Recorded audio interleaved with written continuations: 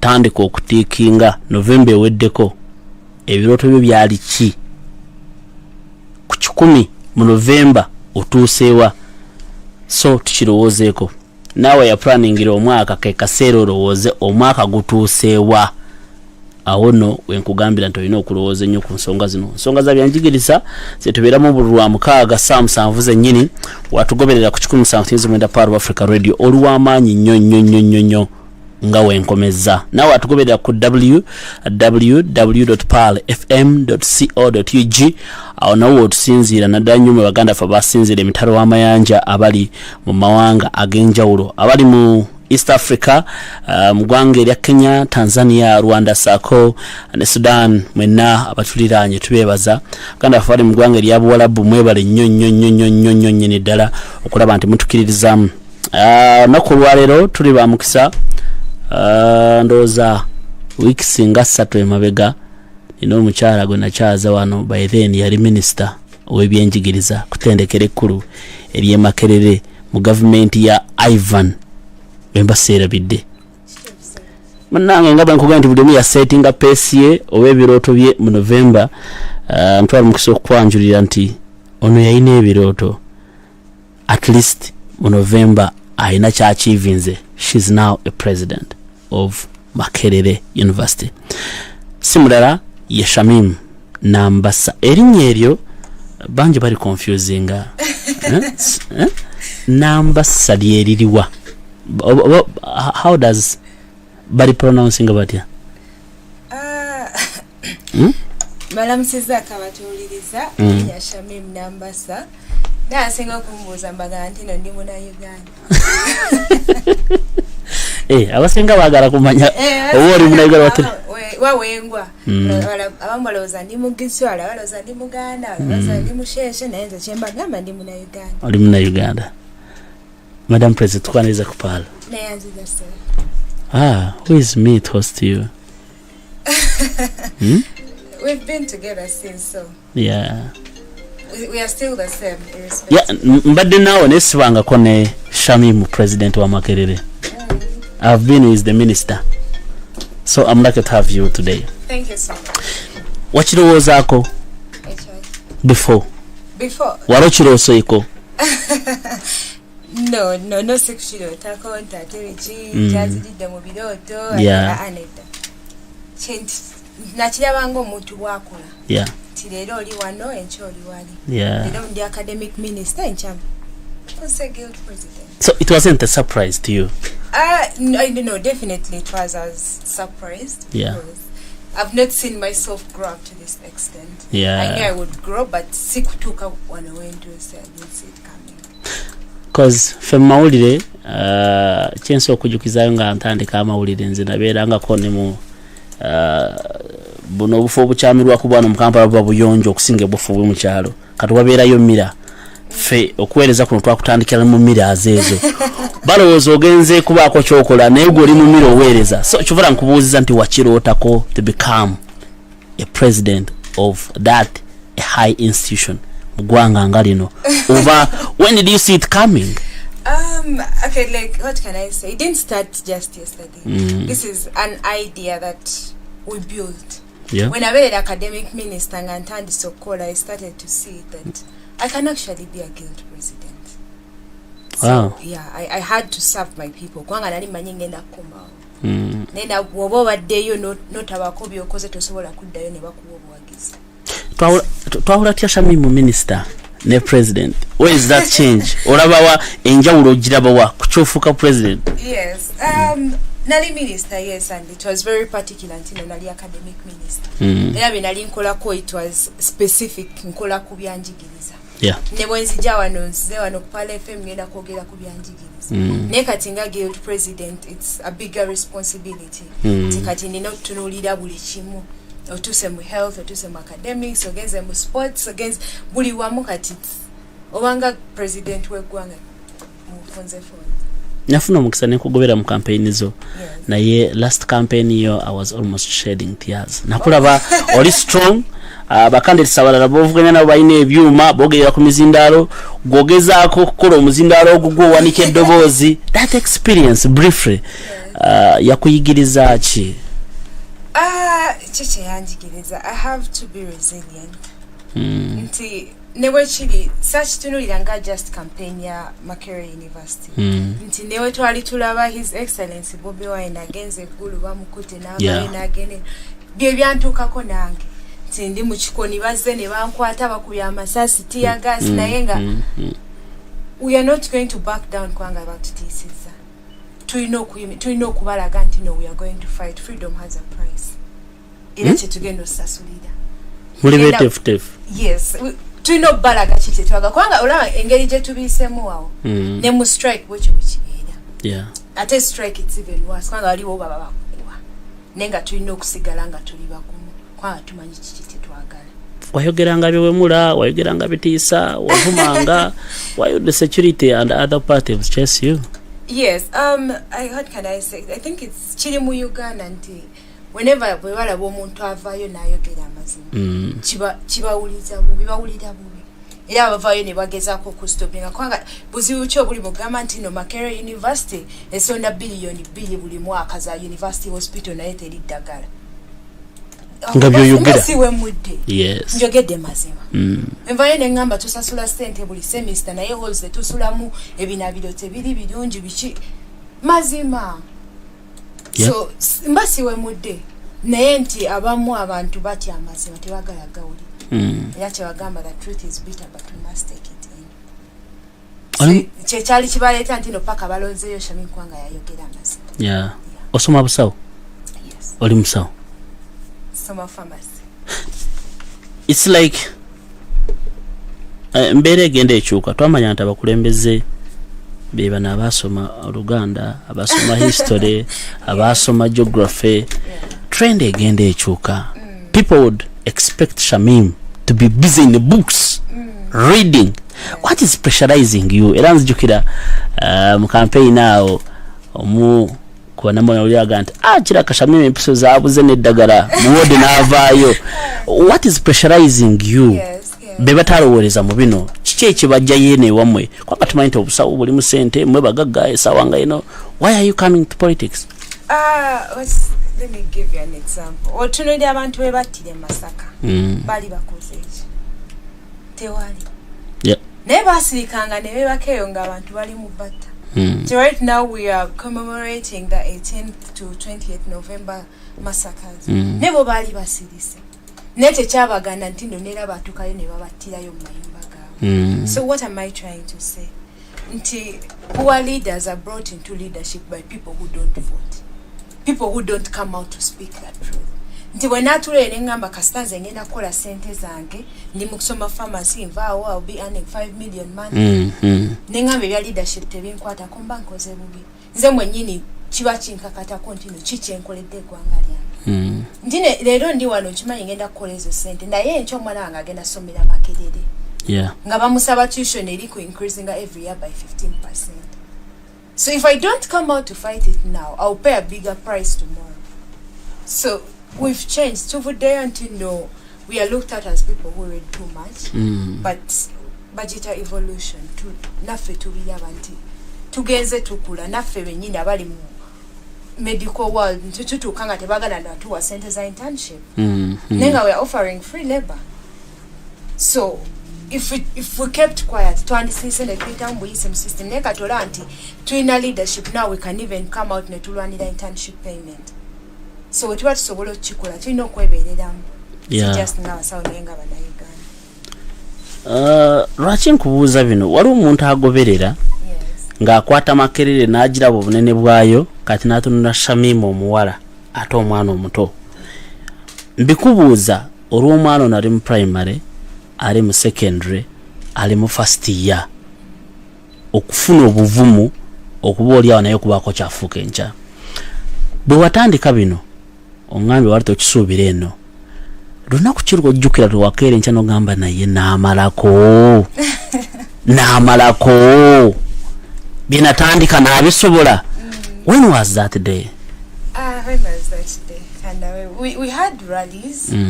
I got arrested, yes. Walole wankwata omusala nanti sasala nga wakati goloza tugenda kuzaayo tugenda kutwala ekitalya tojana kweronda ne ballot eriko itwala nti tojja jitunulako ne bona wangulo ojja kwangula nga toliyo of course chanti naye still nagamba nti this is what it is kino kyekiriwera bino byetwagala okulwana nti enkyo muwala bunnanga anavayo nayimira kubanga Shamim yayimirira mu jihad ne natuukangawo nga abanwana bangi I mean at night ng'oliweka bakubana bakuwaga bakuliranye oliweka mu kisenga awo natuuka I think it was Sunday nali ntambudde nenkomawo ku hall nga kusaawa 7 ogwekiro gwemusana ogwekiro nali ntambula kiro so nkomawo I meet some of my team members tutwasanga you're not meeting people, you're not doing enough.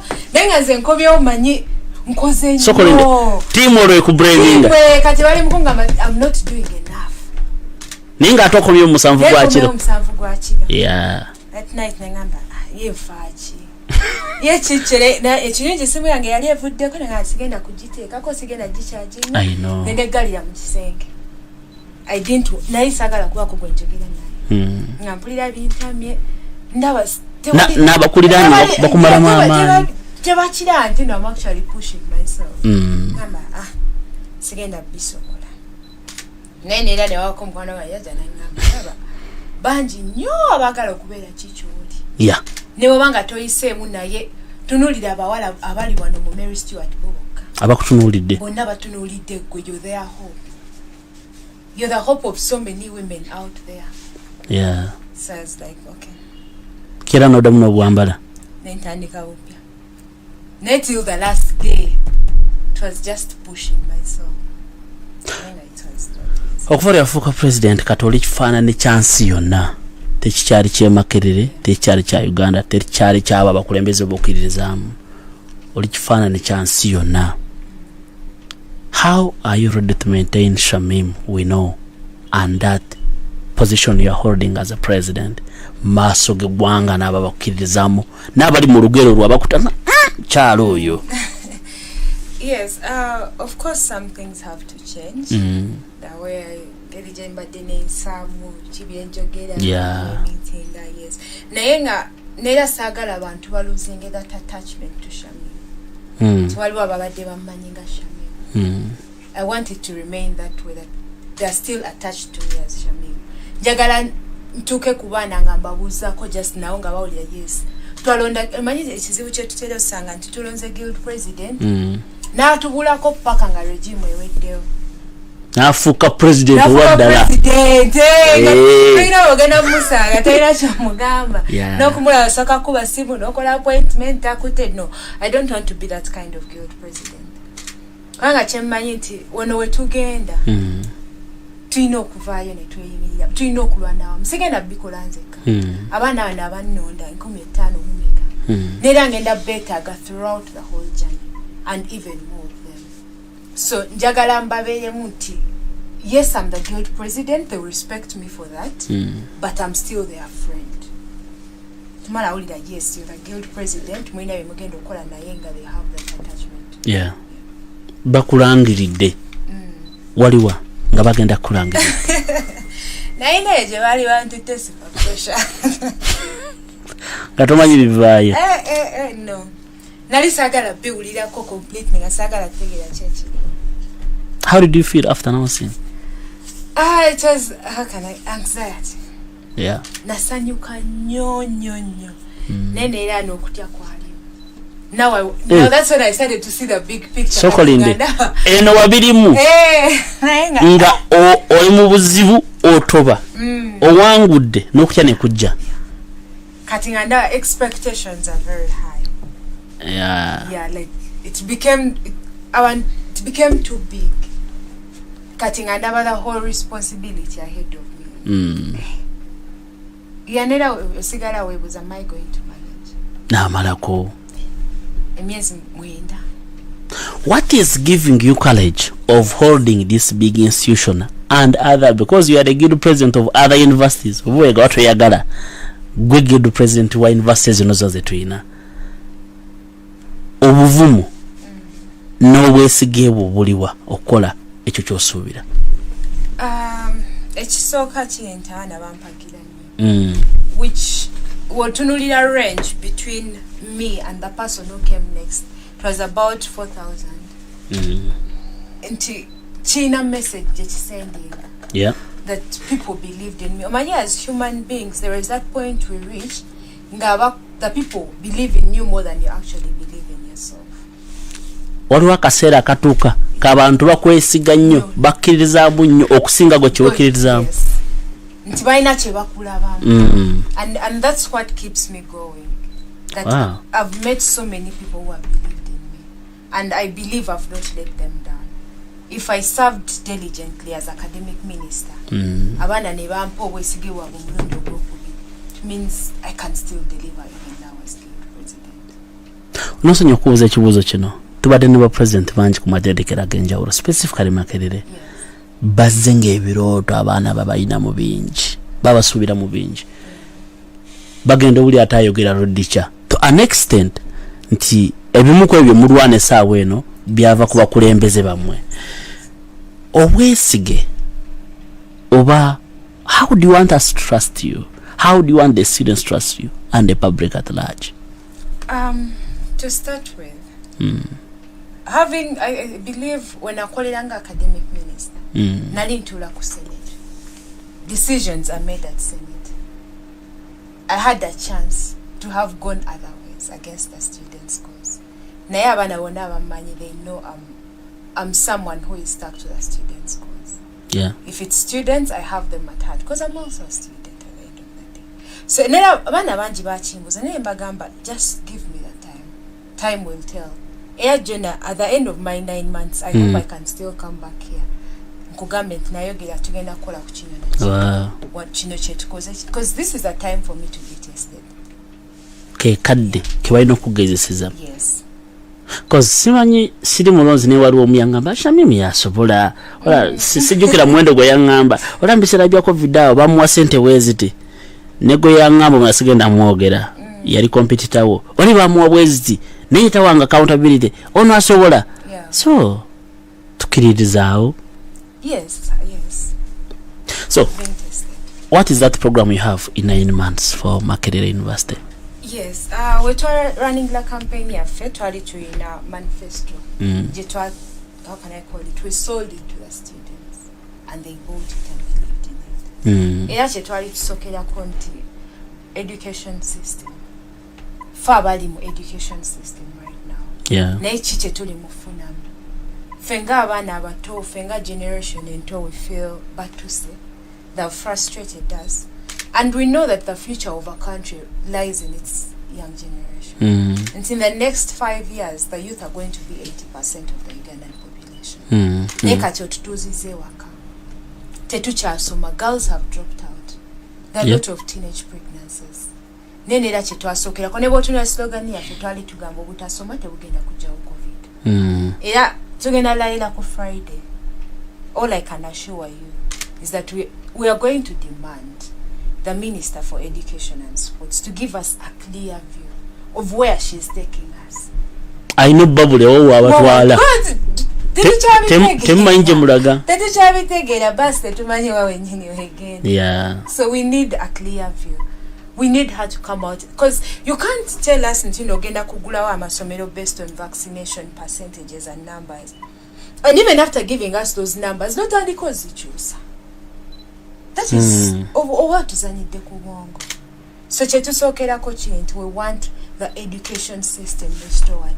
But it's not only university, even down to secondary schools. Because abana bali mu secondary bebagenda okujja Makerere. Abana bali mu primary nera bebalijja Makerere years to come. So we want to know where is the Minister of Education and Sports taking us. Boyogera ku demand. Nadda nnyo mu government ya Museveni. We are going to demand sounding abulala. You as a president, which approach are you going to use to demand? Because waliwo olinga agamba mnayenze njatulanga twekubira akasimu tutulawo tunyumyemu, waliwo olinga agamba ati ffe njogera yaffe mugimanya Makerere. So which type of demand are you looking at as a leader? Approach.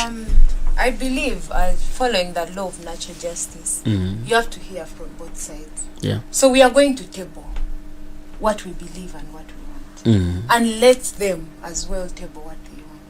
But if we fail to agree or we disagree to agree, then definitely, like we said, we shall vaccinate the junta with will. That slogan. Yes.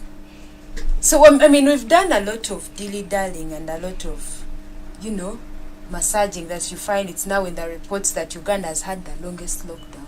I mean, what are we trying to break? Are we setting records? No. Things have to change. So when we say we are going to demand as Makerere students, we have demanded before. So they know what is coming their way. And it is time they set things right.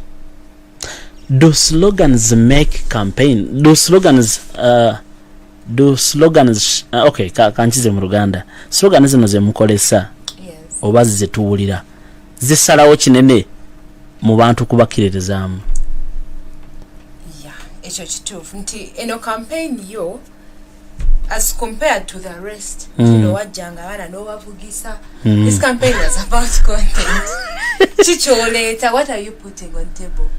So when I bring my slogan and say illiteracy can't cure COVID, there is a lot I'm trying to communicate. Someone may just look at it like that, but I want Ugandans now to look at it in this way, that the education system, the education sector is being led by someone who didn't go to school.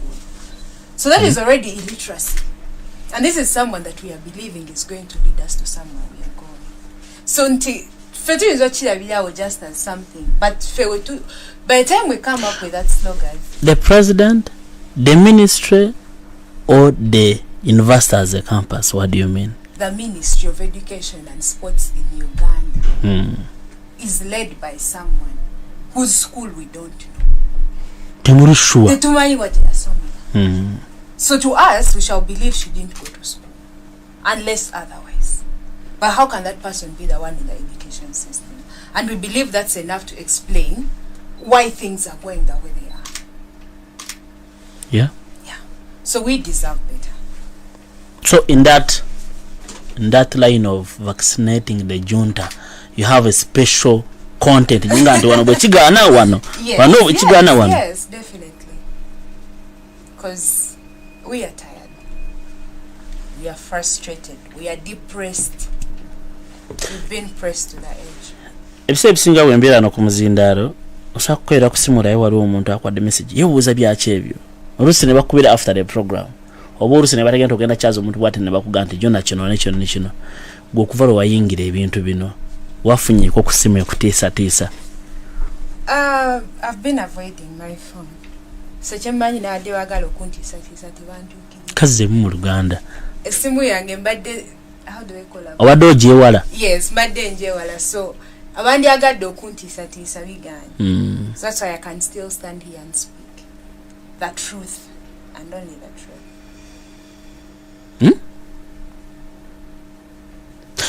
What is that you think you have taught the young girls? Wano woli kuchicholoza nti bakopyeko at least. Nothing can stop you. Yeah. Tewali kisobola kugana if you set your goal. Bomanyi wa oyagala obeera nothing. Nti nsobola okugamba twatuuka mu eyo campaign nga buli omu ayogera omuwala atasobola kuwangula. Omuwala atasobola kufuga kasozi. So yes, byonna byaliwo. That was a lot of resistance that we faced. Nti mu myaka 10 Makerere gyegenda oweza nze muwala wa kutano beera guild president. So it's 100 years. Yes. Go wa kutano. Yes. So you can imagine. And I believe that we are going to normalize it, that a girl can be the old president. Nti kisoboka. Yes, kisoboka. Bwabuliranga mu campaign oli wakatoto bo gumubanyi oli ogenda kumalako n'olanda wala tebasobola kyekakugiranga mbongo. Mukusoka kyali kinnuma. Then I took, I think, nechimanyi that they will still talk. But it was up to me now to prove them wrong. That these days mbayitako nenseka n'okuseka. Ababyogeranga. Ate nga nalimba manyi. Ngabantu bamu. Yes. Mutambudde wamu. Yes. So, and I know so many girls are going through the same. But botunulira ebyobufuzi baffe by'eggwanga kati essaawa eno oli mukulembeze okutyako okusinga kuliwa gwe ng'oggyeko okuba nti ogenda kukola emirimu gyo nga president oba ng'omukulembeze gwe okutyako mu bantu abakulaba ne bannansi kikyowulira kyobatiirako ng'abantu comparing the politics naawe wooli kikyensinga okutya kutiira ku bantu like abantu bo bennyini bo batiirako ki kyoga nti twandikoze naye abantu baffe nabo ekyandisoose kyenti we give up very fast kituvuddeyo tugenda ku street ne twekalakaasa ne bafunayo bye bafunyeyo ne babajjamu kati fe abasigadde nga tewali kye tugenda kukola but I believe senga tusobola oyimirira wamu ffenna nga bannayuganda there is a lot we can change. There are things kwanga fenda tuba tubimanyi nti things are not going on well, things are not okay, but we always tend to give up or we actually tend to keep quiet. But I would say to fellow Ugandans that we deserve better, and it is high time we got up and made our voices clear, and just to let people know that these bullets cannot speak louder than the people. Once we come masasa gasa kwogera kusinga bantu. Yes. Fenawe tuva. Settlement yo. Ojogera omuntu alalo kubidwa kwaga Shamim ayogeza bwana kichotegeza. Choga mazesali yechikoni we bakuba masasi. Waliyo. So I know both. I know the voice of the people and I know the sound of a bullet. Nti niwe gavuga. Niwe gavuga nenga tusazeewo. There is nothing they can do. Nze atusingize jona nchari ku Pal FM mwebali nyo kuwante mtugoberera program Score Times sam mpaka saa 8 gamazima akade tuba na katono mwebali nyo abatugoberera ku Facebook page ya ya Pal FM Uganda namwe abatugoberera ku Shamim Nambasa page mwebali nyo tuli neged president owe Makerere taina na wiki 2 mu office na ye sina bakulayi tebakugani kulayira nedda tigera kulayira ku Friday constitutional. So kwa yakatwegatako tuli no mukulembeze wabayize Makerere ye mukyalo w'okutaano akulembeddemu akasozaako ebigambo bye akugenda nti si byakugwa bugwi wabula kukolera wamu ffenna. Shamim nga bw'olinda okulayira banansi buli omu aba n'ebirooto byo ebirooto bye gwotunulidde ki because jona ndi wano nga nti singa nsa kubeera gonde mu mawulire gwe ng'omuntu mu kaliya yene y'ebyobufuzi gy'oyingiddemu oli omuntu gwotunulidde nti ate singa nange ntuuka ku ekyo oba n'okusingawo dream ye eri ki mu bino oba kigenda kukoma after all omufuzi Makerere birambyaagazaaki. For now, njagala kufocusinga ku build president. Sagala kwate kuleta forces nyingi zigenda okunwana. So njagala obere. Nzenze kachi bayi. But you have that dream. Akatufu kanatu. Jabaga. Awonga ndi ready okulwana. Abajja kwanga bana. But for now, I'm focusing. Role model yani mu byobufuzi.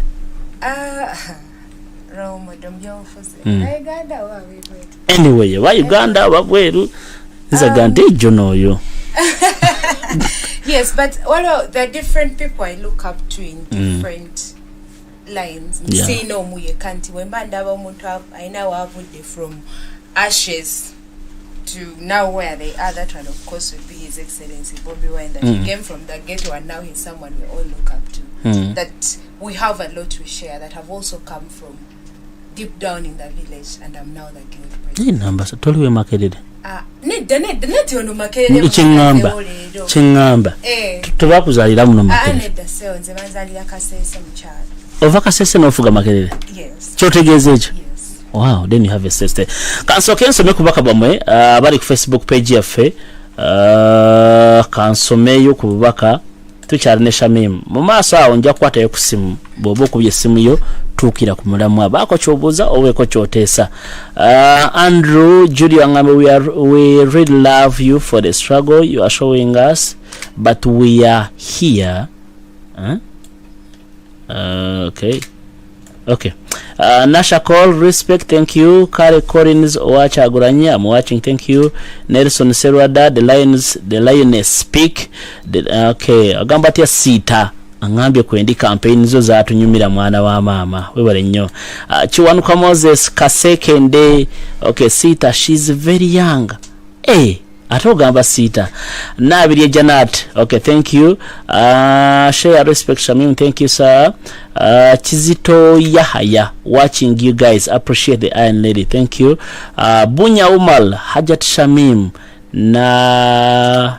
Nabaka. Okay, thank you. Jangu Olabeka Hajadimbu. Okay, we thank you. Pacific Angambe Shamim, vaccinate the junta, we are behind you. Okay, we bari nyo. Abubeka Kavuma angabe kwari tumusime ande again, thank you. Her Excellency Collins angambe nope everywhere, thank you. Nicole agambe okay, share there, thank you so much. Nicole, she's inspiring Shamim, respect, thank you. Okay.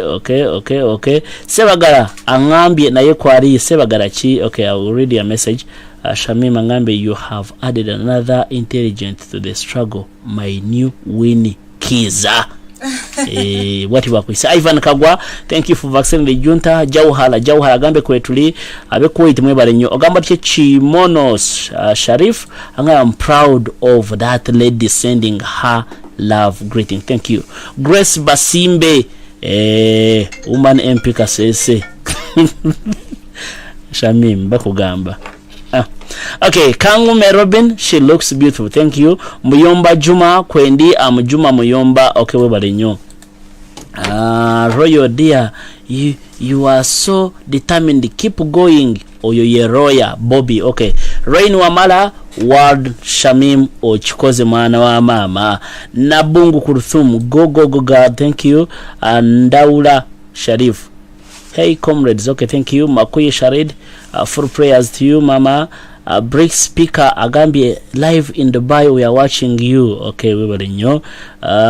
Message nyingi sazimarayo, continue inspiring us Shamim. Akandwa naho Joseph, we were nyo. Semanga Simon, I'm live from Mombasa, thanks her for and congratulations, we were nyo. Agambatia thanks, congratulations to the little president. Okay, thank you. Stephen Kungwa, we love you. Okay. Rukumano, so messages are no seka. Okay, mwebale nyo. Abu Karim angambe always for the name Shamim in Kampala. Kozi ne wano Kampala Shamim yafugao. Okay, mwebale nyo. Rocky angambe I came kulembeze na ye kwali live abalaba. Hussein Hanis, don't put your trust in people my dear, anything can happen, just go. Bwati bagambye aganta abantu munayento besiganga wetambula buta msoga gamba tambula butambuzi. Okay, yes guys, thank you Shami. Abantu bakutunulide munanga weberere mu matovu Peter, we are behind you, nope everywhere, thank you. Semwanga Simon Shamim, keep going. Totia Rita na Nusfa Nakato, our Iron Lady omubwat, thank you. Yeah, tenze vije junior mwana wa mama. Kale, yubale nyo. Okay, Jonan Amanya, vaccinate the junta na wangwe, restore our victory, our ivory tower. Kosi, na wangwe ya chari VC? Yes, for now. What are you planning to mdachika zinebiri, njagara plan yone university? Yes. Because, mwami na wangwe mwogede kubwe yajja, nkolagana ina abakulembeze babayizite badde nungi, starting from Katerege wembasera bidde tebibadde birungi, either abakulembeze badde ba presenting abo embeera zaabwe bakulembeze mu bakulu oba kyemukiririzaamu. What are you planning? You see, nawange wafukira vice chancellor abana baali bamwesiganya, bana baali basanyufu naye nti I think as human beings, too, can we start to take the people who supported us for granted?